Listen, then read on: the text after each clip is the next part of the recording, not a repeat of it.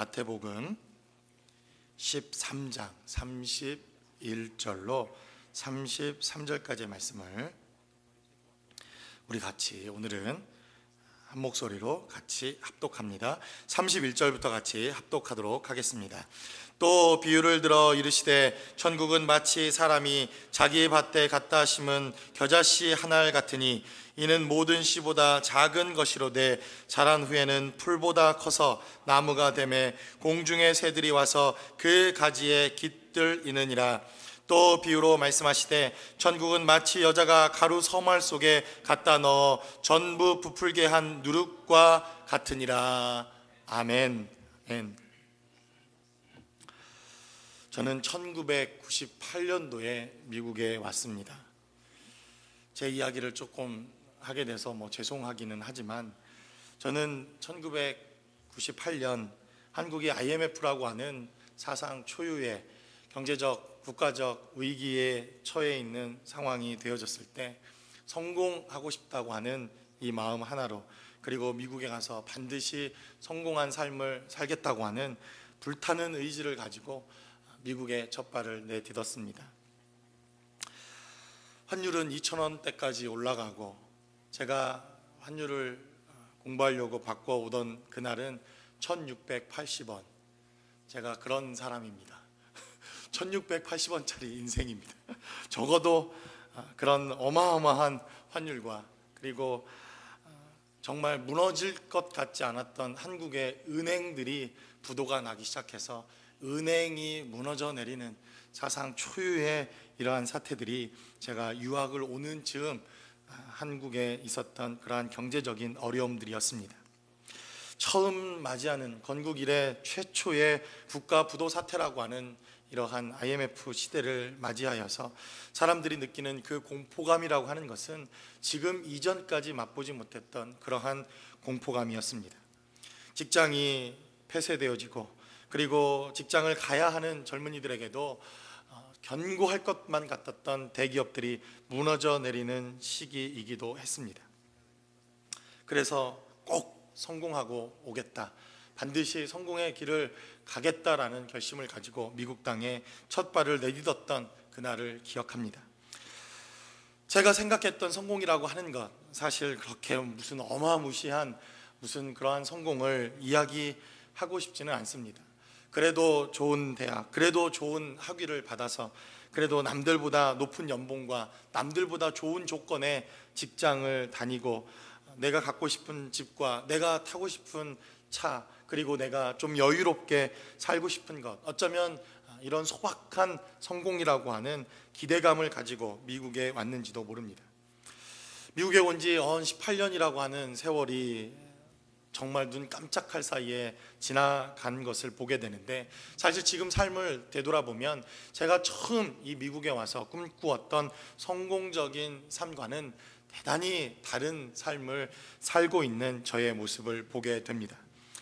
비록 제가 생각했던, 그리고 계획했던 성공적인 그러한 삶의 모습은 아니지만, 그러나 저는 제 삶에 대해서 스스로 실패한 인생이다, 혹은 낙오자다, 혹은 이 이민 땅에서 성공하지 못한 이민자다, 이렇게 정의하고 싶지는 않습니다. 왜냐하면 성공과 다른 또 다른 길이 있다는 것을 이 이민자의 삶을 통해서, 그리고 목회자의 삶을 살아가면서 경험하고 있기 때문에 그렇습니다. 비록 성공은 아니지만 하나님께서 우리에게 원하시는 또 다른 삶의 모습으로 성장하는 삶의 모습도 또 다른 우리의 하나님의 부르심이라고 하는 인생의 대단히 중요한 또 다른 부분이라는 것을 요즘 깨닫게 되어지고 있습니다. 성경이 기록하고 있는 이러한 이야기도 사실은 성공에 대한 이야기보다는 우리의 성장과 우리의 성숙에 대한 이야기가 훨씬 더 많이 기록되어져 있는 것을 보게 됩니다. 아브라함의 이야기도 처음에는 저는 가나안 땅에 들어가 반드시 성공하리라, 이러한 이민자의 성공의 스토리로 저의 삶의 자리에 다가온 것도 사실입니다. 첫 땅, 아직도 밟아보지 못했던 이 미국 땅에 들어오면서 아브라함이 가나안 땅에 들어와 성공했던 삶의 스토리처럼 나도 아브라함 같이 성공하는 이민자의 삶을 살아보겠다고 결심하며 기도했던 때도 분명히 있었습니다. 요셉의 이야기를 읽고 요셉의 스토리를 들을 때마다 늘 요셉이 그 막강한 애굽 땅에서 총리가 되어지고 그 막강한 그 나라에서 2인자가 되어지는, 그리고 부와 권력과 능력을 거머쥐는 이 성공 스토리를 보면서 나도 요셉과 같은 이민자의 성공 스토리를 쓰고 싶다고 하는 그러한 꿈과 소망과 비전이 있었던 것도 사실입니다. 모세의 이야기 역시도 때로는 정말 그가 성공의 신화를 쓰기에 그는 태어나면서부터 선택되어지고 그리고 축복받은 인생이라고 여겨지던 때도 있었습니다. 비록 노예의 모습으로, 비록 그가 맞이한 생애 첫 번째 삶의 여정은 죽음이라고 하는 고난과 역경이었지만 그 죽음과 고난 속에서 그는 바로의 공주의 아들이 되어지는 축복과 선택을 누리게 됩니다. 이러한 모세의 이야기 역시도 우리가 성경에 기록되어져 있는 성공의 스토리로, 그리고 성공담의 스토리로 잘 알려져 있는 그러한 이야기들처럼 보여졌다는 것입니다. 그러나 어느 순간 이 아브라함의 이야기가 성공만을 위한 스토리가 아니라 그가 얼마나 하나님의 믿음의 조상으로 성장하는 삶의 스토리라고 하는 것을 깨닫게 되어지게 되더라는 것입니다.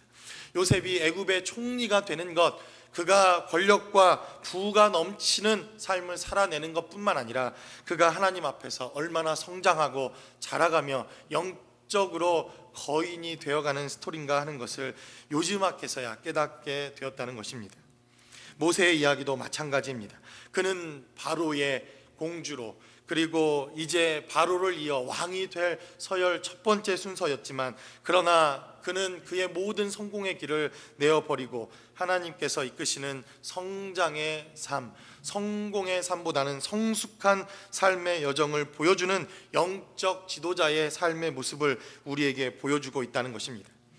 어쩌면 12 제자들도 주님을 만나면서 그들의 삶의 자리에 성공이라고 하는 세상의 삶의 스토리를 꿈꾸었는지도 모릅니다. 주님께서 예루살렘에 입성하는 그 순간 제자들은 이제 자신들이 성공이라고 하는 그 삶의 모습에 한 걸음 다가왔다고 여겨졌던 것 같습니다. 주님께 그들은 묻습니다. 주님이 정말 이제 정권을 잡고 이 나라의 왕이 되면 나를 주님의 오른편에, 그리고 나를 왼편에 앉게 해달라고 하는 청탁을 하게 됩니다. 그러나 주님께서는 십자가를 져야만 한다고 하는 이러한 이상한 메시지를 이 제자들에게 증거하시면서 인생은 성공이 아니라 성장과 성숙이라고 하는 또 다른 삶의 모습도 있다는 것을 제자들을 통해서 우리에게 보여주시고 있다는 것입니다. 가장 성공적인 삶을 살아왔던 바울이라고 하는 이러한 사람도 세상의 성공과 세상에서 그가 출세의 모든 삶의 자리를 내려놓고 하나님께서 그를 어떻게 영적인 성장과 영적인 삶의 놀라운 능력으로 변화시켜 주시는 이러한 성장의 모습을 우리에게 보여주고 있다는 것입니다. 그래서 저는 여러분들과 함께 성공의 이야기가 아니라 성장의 이야기를 나누고 싶습니다. 지금까지 들어왔던 성공의 스토리가 아니라 어떻게 하면 주님의 말씀을 통해서 우리가 보다 더 성숙한 그리스도인, 성숙한 하나님의 자녀들, 그리고 성장하는 그리스도인의 삶의 모습대로 살아가기를 원하는가에 대한 진지한 고민을 여러분들과 해보고 싶다는 것입니다. 이전까지 다니엘처럼, 이전까지 요셉처럼, 이전까지 성경에 등장하고 있는 성공한 삶의 모델을 따라 성공하자고 외쳤던 우리의 삶의 자리에서 이제는 성장이라고 하는 또 다른 삶의 여정과, 그리고 하나님이 부르시는 모습대로 우리가 살아내기 위해서 우리에게 필요한 것은 무엇인지 본문의 말씀을 통하여 함께 나누어 보기를 원합니다. 첫 번째로 성경은 기록하기를 우리가 성숙한 삶, 성장의 스토리를 우리가 살아가기 위해서 바로 주님 안에서 보잘것없는 인생은 없다는 것을 우리는 기억해야 할 필요가 있다는 것입니다. 보잘것없는 인생, 사실 태어나면서부터 지금은 무슨 금수저를 물고 태어났다느니, 무슨 흙수저를 물고 태어났다느니, 이러한 이야기들을 TV에서 하는 것을 보게 됩니다.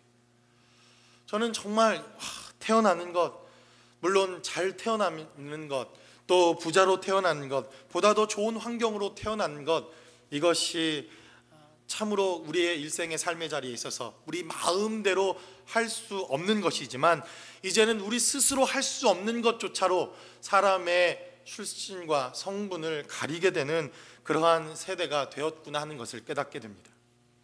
저도 세상이 말하는 금수저, 무슨 은수저, 흑수저 이것으로 평가를 내린다면 저는 흑수저 중에서도 흑수저로 태어난 인생이 저와 같은 인생입니다. 여러분들은 어떠십니까? 저보다는 훨씬 더 좋은 환경과 상황 속에서 미국에 오셨을 것이라고 믿습니다. 오늘 본문에도 기록하기를 주님께서는 바로 겨자씨와 누룩이라고 하는 이 하찮고 너무나도 보잘것없는 이러한 것을 비유로 들어서 이것이 공중의 새가 깃들 만큼 굉장히 좋은 나무로 성장할 것에 대한 이야기를 우리에게 보여주십니다. 또 눈에 보이지도 않는 이 효모, 눈에 보이지 않는 이 균들이 어떻게 주변을 변화시키고 어떻게 이 가루를 부풀려서 어떠한 영향력을 주고 있는가 하는 대한 메시지를 우리에게 보여주고 있다는 것입니다. 이 성경에 지금 주인공으로 등장하고 있는 겨자씨와 그리고 이 누룩은 너무나도 보잘것이 없고 그리고 너무나도 하찮게 여겨질 만한 그러한 모습들로 성경에 등장합니다. 이것에 대한 가치와 이것에 대한 밸류를 우리가 아무리 높게 잡아도 이것을 잃어버렸다고, 이것을 갖지 못했다고 가슴을 치거나 마음의 상함을 입는 사람이 없을 만큼 이 존재 자체가 너무나도 미미하고 그 존재마저 사람들에게 각인되지 않는 그러한 주인공이 바로 오늘 등장하고 있는 겨자씨와 그리고 누룩의 모습이더라 하는 것입니다.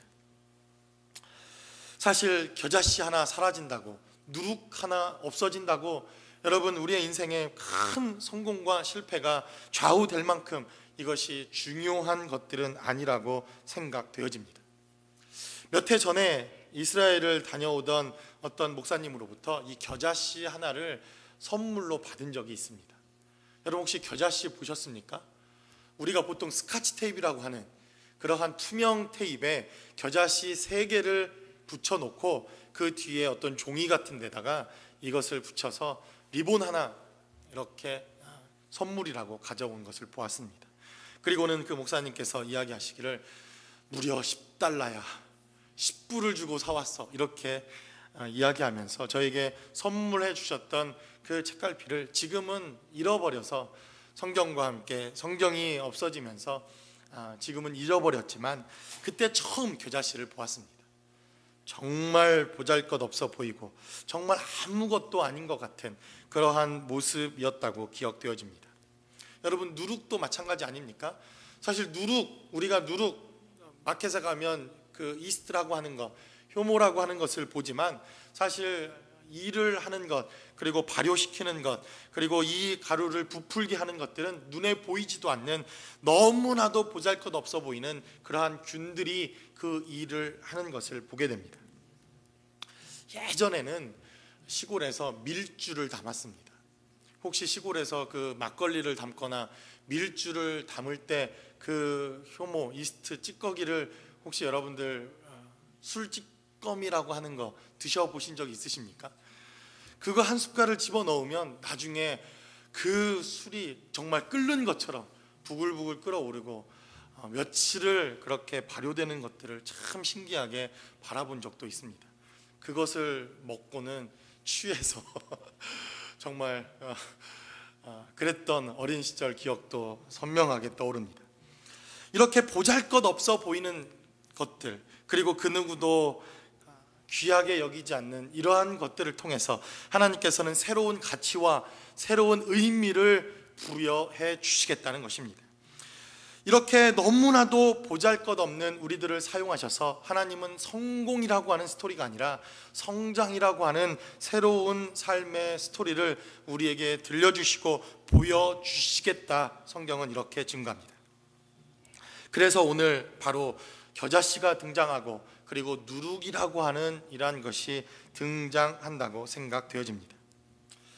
나사렛 예수라고 하는 말, 나사렛이라고 하는 곳에서 나온 선지자 예수라고 하는 이 말조차 어쩌면 그 예수님에 대한 그들의 평가는 겨자씨와 같았고 어쩌면 누룩과도 같은 모양이었다고 생각되어집니다.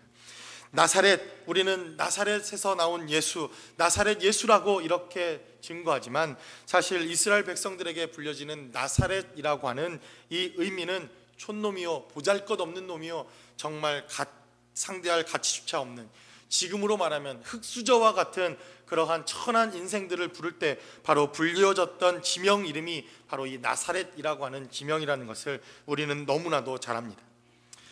보잘것없는 이 땅에 예수 그리스도, 그분의 메시아로 오심은 너무나도 초라하고 너무나도 이야기하기에도 조차 민망한 그러한 삶의 태도와 모습으로 주님은 이 땅에 오시는 것을 보게 됩니다. 그는 화려한 왕궁에서 태어난 것을 버리시고 마국간에 태어나 가장 더럽고 냄새나는 삶의 출생으로부터 그의 삶을 시작합니다. 직업에 무슨 귀천이 있는 것은 절대 아니지만 그는 목수라고 하는 누가 봐도 흠모할 만한 그러한 직업이 아니라 힘들고 어렵고 거친 삶을 살아내야 하는 그러한 삶의 모습으로 그가 이 땅에 오셨다는 것을 보게 됩니다. 그가 걸어가셨던 3년 동안의 공생애의 삶의 모습을 보면 그는 줄였고 그는 굶주리셨고 그는 늘 누울 곳이 없어서 누울 곳을 찾아 헤매야 하는 삶을 사셨을 뿐만 아니라 그가 걸어가셨던 십자가라고 하는 이 삶의 자리는 그 누구도 귀히 여기지 않을 뿐만 아니라 그 누구도 겨자씨나 이 누룩과 같이 보잘것없는 그 누구도 기억해주지 않는 그러한 삶의 모습이었다는 것입니다. 주님께서 살아오셨던 공생애와 주님께서 살아내셨던 삶의 모습을 보면 성공과는 너무나도 다른 삶의 모습, 그 누구도 주님께서 성공적인 삶을 살아내셨다 이야기할 만한 삶을 찾아보기 어려운 그의 모습들을 보게 됩니다. 비록 잠깐 죽은 자를 살리고 사람들에게 오병이어의 기적을 베푸시고 하나님의 놀라운 능력으로 잠깐 동안 이적과 능력을 베푸시는 성공적인 삶의 모습들을 보여주시는 것처럼 보여지기도 하지만 그러나 모든 사람들에게 있어서 예수라고 하는 삶의 자리는 바로 누구도 거들떠보지 않는 이러한 겨자씨와 누룩과 같은 비천하고 천한 삶의 모습이었다는 것을 우리는 기억합니다. 그래서 주님께서는 이 땅에 우리에게 성공이라고 하는 삶의 모습의 모본을 보여주시기 위해 이 땅에 오신 것이 아니라 바로 성장이라고 하는 것, 새로운 삶의 성숙이라고 하는 삶의 모습을 보여주기 위해서 이 땅에 오셨다는 것을 바로 이 본문의 말씀을 통해서 증거합니다. 그래서 누구보다도 작은 씨지만, 그래서 누구보다도 연약한 이 누룩처럼 보여지지만, 그러나 그것은 누구보다도 성장하고 누구보다도 영향력을 주는 모습으로 결론에 이렇게 등장하고 성경의 말씀을 통해서 주어지게 되었다는 것입니다. 우리가 오늘 본문에 기록되어져 있는 이 겨자씨의 비유에 대해서 한 번쯤 생각해 볼 필요가 있습니다. 이 겨자씨의 원문을 살펴보면 히브리 말로 하르달이라고 하는 단어가 쓰입니다. 이것은 겨자나무, 겨자씨를 지칭하는 말입니다. 그런데 정확하게 말하면 이스라엘에는 겨자나무가 없습니다. 이스라엘에는 안타깝게도 겨자나무라는 것이 존재하지 않습니다. 저는 사실 이 사실을 이미 알고 있었기 때문에 이 말씀을 준비하면서 고민이 참 많이 됐습니다. 왜 주님께서 존재하지도 않는 이 겨자나무에 대한 메시지를 하셨을까? 사실 이 성경에 등장하는 겨자씨가 자라서 겨자나무가 된다고 하는 이것은 단연생 풀도 아니고 봄에 났다가 겨울이 되면 없어져 버리는 그러한 일년생 풀에 불과합니다. 고민이 좀 많이 됐습니다. 혹시 예수님께서 다른 나무를 겨자씨 나무로 착각하셔서 그분이 겨자씨 나무라고 이야기한 것은 아닐까 나름대로 생각도 해보았습니다. 이렇게 좀 고민을 하다가 이스라엘에 지금 공부 중인 제 친구 목사님에게 다시 한번 확인하는 마음으로 이메일을 보냈습니다. 내가 이 설교를 해야 되는데, 이 본문을 가지고 설교를 해야 되는데 정말 겨자씨 나무가 어떤 건지, 성경이 말하고 있는 이 겨자나무가 뭔지 좀 알아봐서 나에게 좀 알려달라고 그렇게 부탁을 했더니 사진 한 장을 보내왔습니다. 한번, 네. 그냥 아무 데서나 이스라엘의 그냥 길거리에 흔하게 우리가 볼 수 있는 그러한 꽃을 피우는 겨자풀, 노란 꽃을 피워놓은 겨자풀에 대한 사진을 찍어서 그 목사님께서 보내주셨습니다.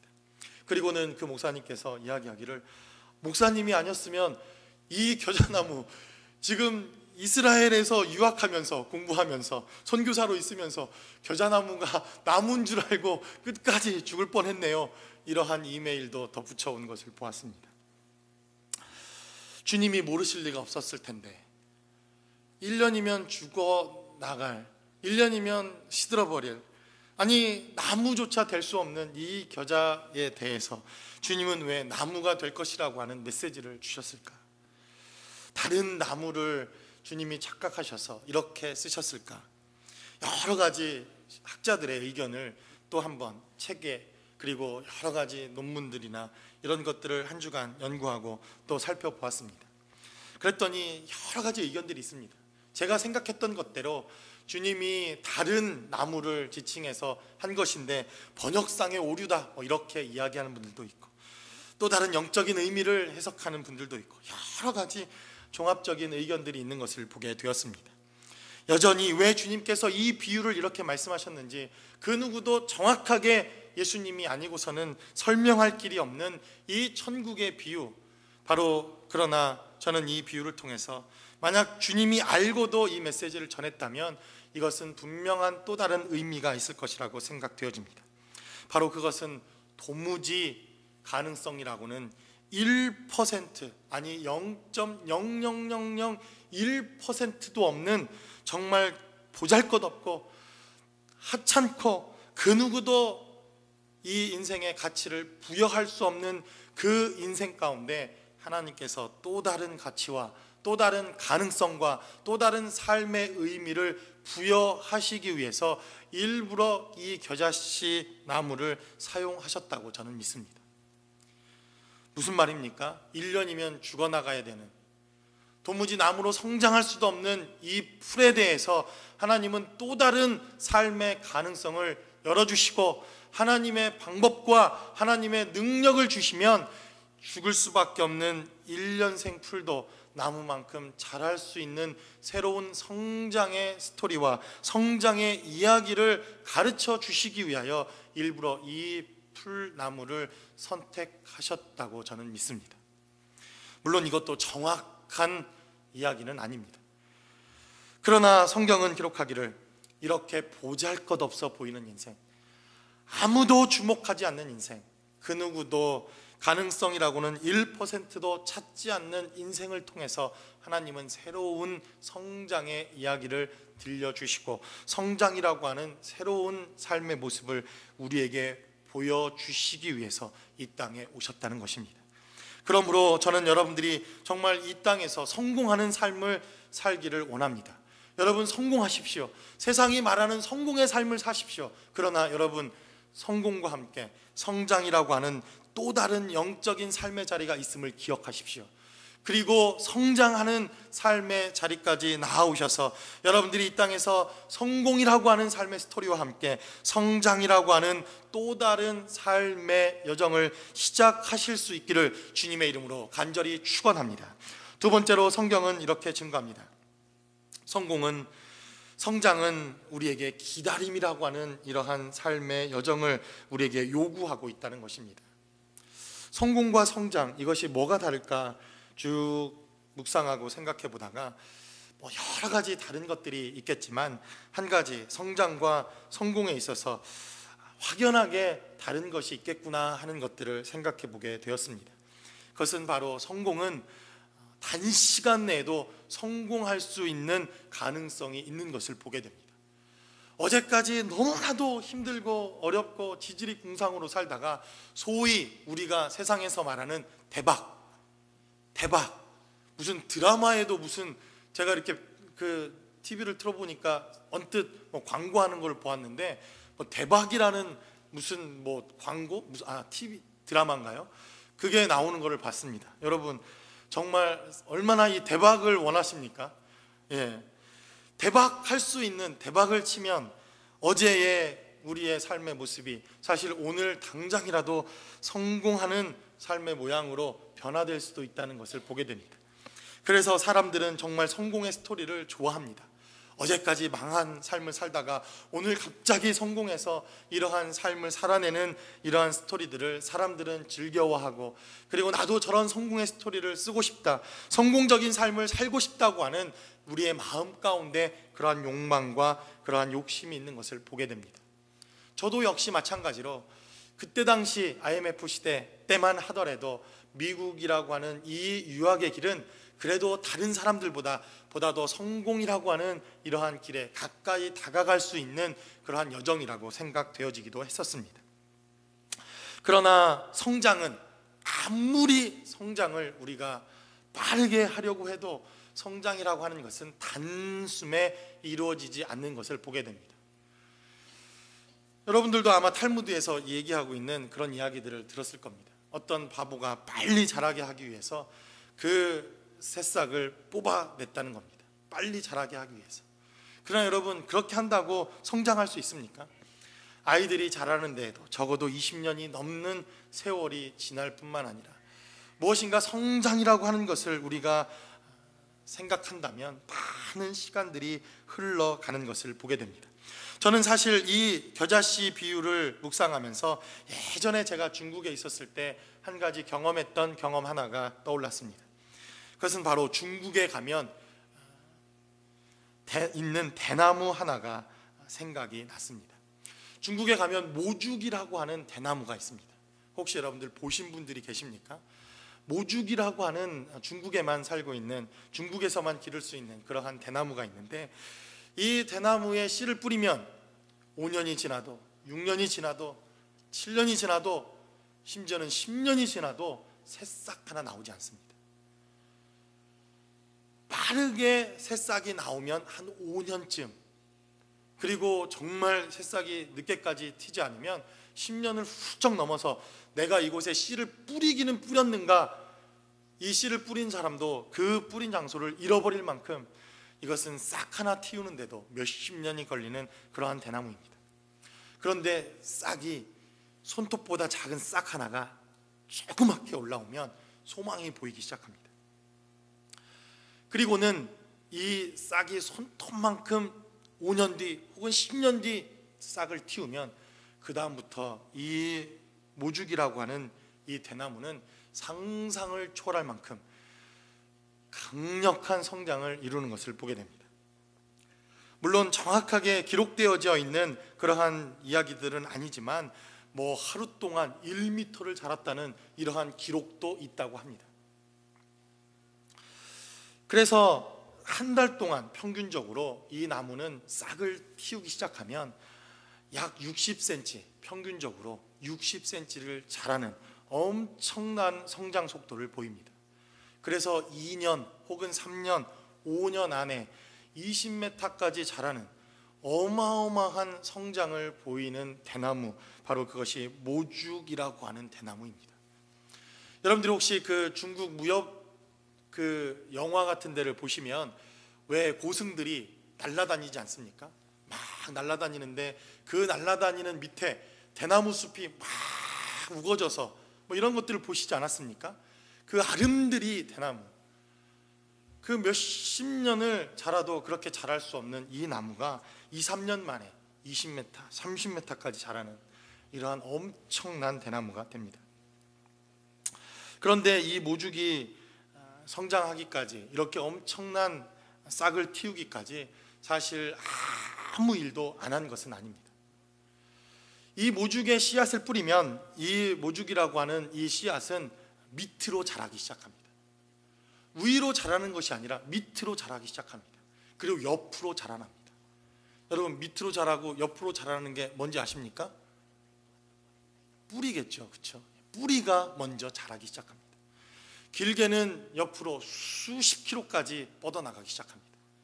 깊이는 3km 이상을 이 깊이가 있는 이 뿌리를 단단하게 받고 5년 혹은 10년 혹은 15년 동안 이 싹을 틔워서 20m 이 무게를 견딜 만한 뿌리를 단단하게 박을 때까지 이 모죽이라고 하는 이 나무는 싹을 틔우지 않습니다.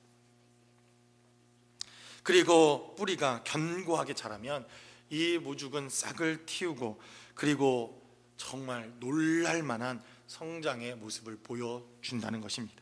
마찬가지로 오늘 본문에도 바로 이 성장이라고 하는 것, 우리가 보다 더 성숙한다고 하는 것은 하루아침에 대박을 꿈꾸는 것으로 이루어질 수 없는 것이라는 것을 보게 됩니다. 혹은 한 달, 혹은 6개월, 혹은 10년, 아니 혹은 20년, 30년 우리의 일생의 삶을 걸쳐서 우리는 끊임없이 성장하는 삶이 필요합니다. 성장이 요구되어지는 삶입니다. 오늘 성장했다고 내일 멈춰버린다면 이 성장은 온전한 성장이라고 말할 수 없습니다. 바로 죽을 때까지, 우리가 주님의 은혜 앞에 주님 나라에 가는 그날까지 우리는 계속되는 성장의 시간과 성숙의 시간들이 필요하다는 것입니다.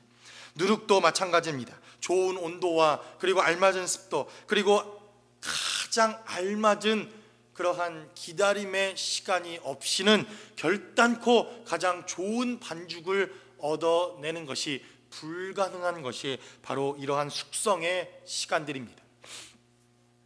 얼마나 숙성하는 시간들을 가졌는가, 그리고 얼마나 좋은 숙성의 시간들을 우리가 기다렸는가, 충분한 기다림의 시간들을 통해서 우리는 가장 좋은 발효된 이러한 것들을 열매로 얻는다는 것을 너무나도 잘 압니다.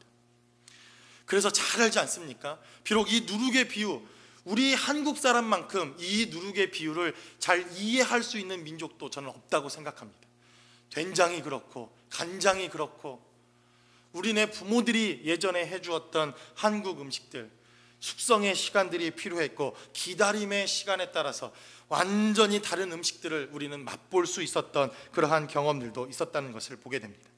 이렇듯 성장이라고 하는 이 시간, 기다림이라고 하는 시간이 필요하다는 것을 우리는 보게 됩니다.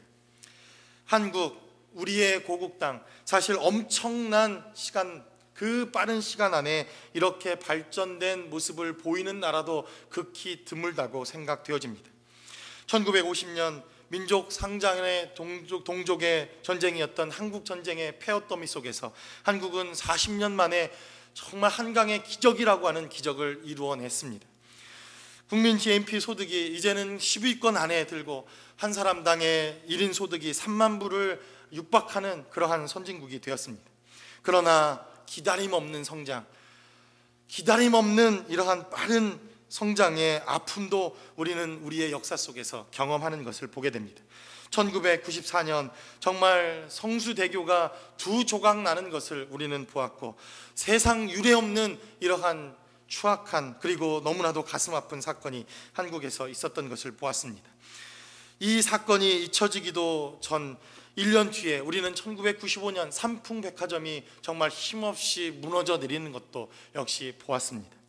이러한 기다림 없는 성장이 주는 무서운 교훈을 우리는 우리의 삶의 자리에서 보게 되었다는 것입니다. 그러므로 여러분, 성공을 향해 달려온 우리의 인생의 삶의 자리, 저는 그것이 잘못되어졌다고 생각되지는 않습니다.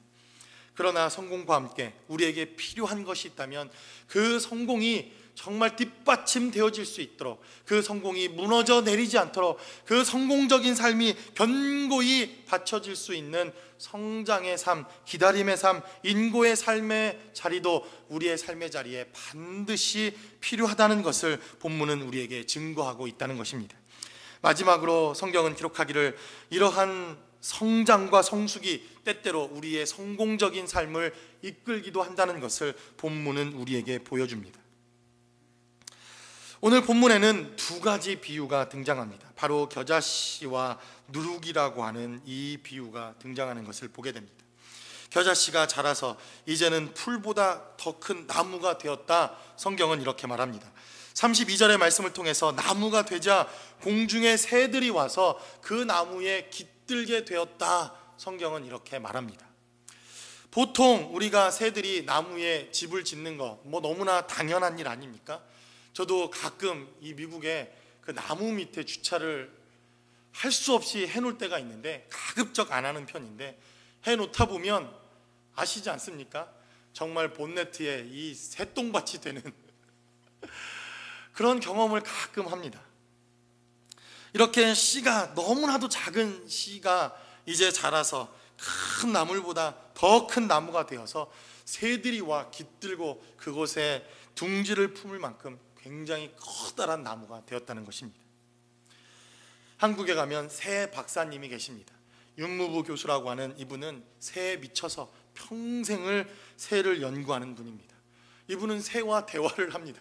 물론 실제로 대화를 하는 게 아니라 이분은 어떤 그냥 새 울음소리만 들어도 어느 나라에 무슨 새며 그가 어디에 있고 새 박사, 줄줄이 새에 대해서 모르는 게 없을 만큼 세상에서 가장 많은 새에 대한 정보를 갖고 계신 분입니다.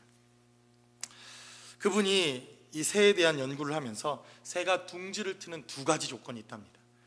여러 다른 조건들이 있지만 이 두 가지가 충족이 돼야만 새는 그곳에 둥지를 튼다, 이렇게 이야기하는 것을 보았습니다. 그 첫 번째는 안정감입니다. 어떠한 태풍이 불어도, 어떠한 바람이 불어도 이 나무가 자기의 둥지를 지켜줄 만한 나무인지 아닌지 확인하고 또 확인하고 또 확인한 다음에 그곳에 집을 짓는다고 합니다. 그리고 또 한 가지, 이 바로 안정감과 함께 충분한 먹이를 확보할 수 있는가, 그 주변에서 충분하게 먹이를 확보할 수 있는 곳인가, 이 두 가지가 충족되지 않으면 절대로 새들은 그곳에 집을 짓지 않는다, 이렇게 말합니다. 성장하는 것만으로 새들이 와서 그곳에 집을 짓는 것은 아니라는 것입니다. 우리가 성공하는 것만으로도 이 사람들이 우리에게 안정감을 누리고 우리에게 와서 집을 짓고 함께 동역하는 것은 아니라는 것을 보여줍니다. 충분히 그곳에 집을 지으면 내게 있어서 가장 안정적인 곳, 나를 지켜주는 곳, 나에게 있어서 가장 편안한 곳, 나에게 있어서 가장 쉴 만한 장소가 돼야만 그곳에 집을 짓는다는 것입니다. 그뿐만 아니라 그곳에서 풍족한 먹이를 얻을 수 있는 상황이 되어야만 이 새들은 그곳에 집을 짓는다는 것입니다. 다른 말로 하면 무엇입니까? 내가 이제 겨자씨와 같은 보잘것없는 사람이었지만 어느 날 하나님께서 나를 성공시켜 주셔서 이제 성장이라고 하는 이러한 삶의 여정까지 내가 자라고 또 자라고 또 자라서 성장하게 되자 다른 많은 사람들을 먹이고 쉬게 하고 또 쉼을 얻게 하는 성공적인 삶의 여정을 제공하는 성공의 삶의 자리까지 어느덧 와 있게 되더라는 것입니다. 나는 성공이라고 하는 이 삶을 추구하고 살지는 않았지만 내가 어느 날 주님으로 말미암아 성장하고 성숙하게 되어지자 다른 사람들에게 삶의 자리를 제공하고 쉼을 제공하고 풍성한 것을 제공할 만큼 성공적인 삶으로 어느덧 변하게 되었다는 것입니다. 여러분, 이 삶의 모습은 대단히 저는 중요하다고 생각되어집니다. 성공한 삶을 살아내는 삶 중에서 사실은 성장하거나 이렇게 성숙한 삶을 살지 못하는 사람들도 보게 됩니다. 그런데 성숙하고 성장했더니 성공적인 삶이 따르더라는 것입니다. 여러분들은 어떤 삶을 추구하고 싶습니까? 오늘 이 누룩이라고 하는 이 보이지 않는 이것도 자기 자신은 성장하지 않지만, 자기 자신은 변하지 않지만, 자기 자신은 누룩이라고 하는 정말 눈에도 보이지 않는 보잘것없는 것으로 계속 남아있지만, 그러나 이 누룩은 주변의 것들을 변화시키기 시작합니다. 어떻게 변화시킵니까? 오늘 성경은 기록하기를 눈에 보이지도 않는 그 조그마한 그 가루, 이 누룩이 가루 서말이나 되는 자기 몸집보다 몇십 배, 몇만 배가 되어지는 이 가루를 전부 다 부풀게 하는 힘과 능력과 영향력을 가지게 되었다는 것입니다. 나는 비록 아직도 누룩이지만 그러나 나를 통해서 변화되어지고 나를 통해서 성숙해지고 나를 통해서 새로운 삶으로 변화되어지고 나를 통해서 가치가 있는 삶으로 변화되어지는 사람들의 삶의 모습들이 등장하게 되더라는 것입니다.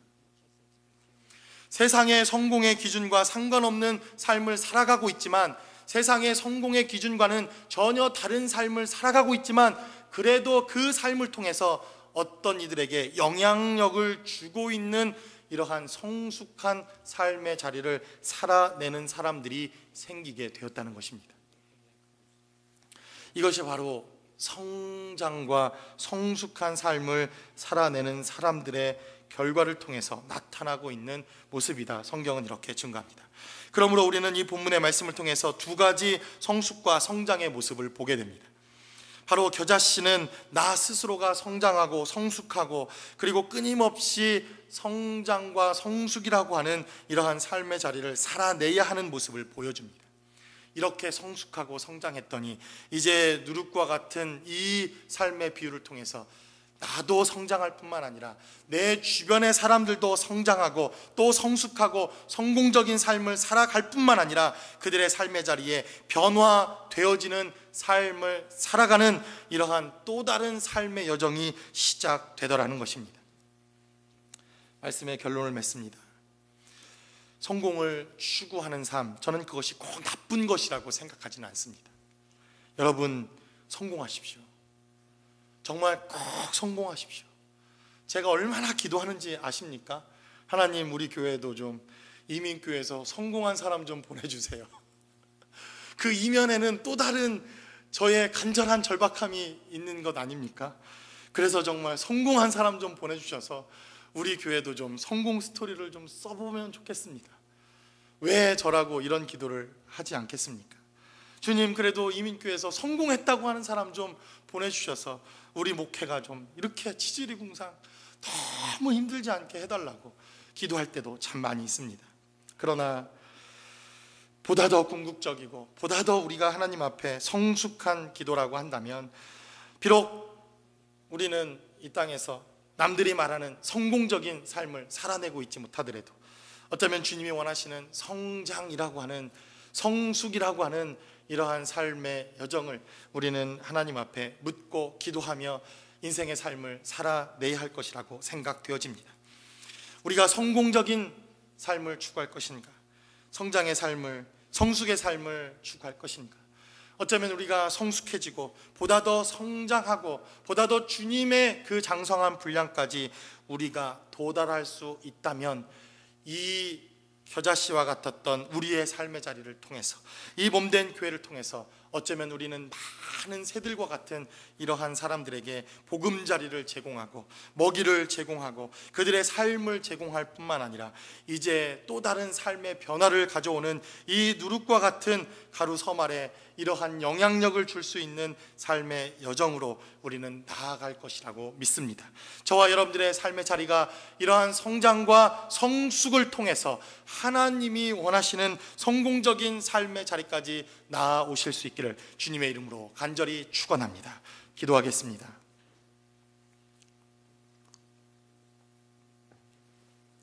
우리 시간 기도하겠습니다. 성장하는 삶, 성숙한 삶이 성공하는 삶보다 어쩌면 한 가지 더 좋은, 유리한 것이 한 가지 있다고 생각되어집니다. 우리는 성공이라고 하는 삶을 살다가 때때로 실패하고 넘어지고 또 좌절하는 삶으로도, 그러한 삶의 여정으로도 변화될 수 있는 것을 보게 됩니다. 성공하는 듯 보였지만 실패 자리까지, 또 언제 성공했냐는 듯이 실패하는 인생들도 보게 됩니다. 그러나 지속적으로 성장하는 사람들, 끊임없이 성숙한 사람들, 쉽게 얻어진 결과는 아니지만 이것 역시 쉽게 잃어버려지는 결과도 아니라는 것을 우리는 보게 됩니다. 하나님, 정말 눈에 보이는 내일의 성공을 쫓아 우리가 살아왔던 삶을 지금 살아가고 있다면 그 삶이 나쁘다고 말할 수는 없지만, 그러나 성장이라고 하는 또 다른 삶의, 성숙한 삶의 모습과 삶의 길도 우리가 생각해 볼 수 있는 여정이 될 수 있게 해달라고, 우리를 통하여 많은 이들에게 삶의 보금자리를 제공하고 먹을 것을 제공하고 삶의 쉼을 제공하고 그늘을 제공할 수 있는 그러한 삶의 자리가 우리 가운데 함께 할 수 있게 해달라고, 몸된 교회가 그러한 교회가 되게 도와주시고, 우리의 가정이 그러한 가정이 될 수 있게 도와주시고, 우리 자녀들이 그러한 자녀들이 될 수 있게 해달라고, 우리가 보다 더 성장하고 성숙한 사람이 될 수 있게 해달라고 이 시간 다 같이 한 목소리로 기도하겠습니다. 하나님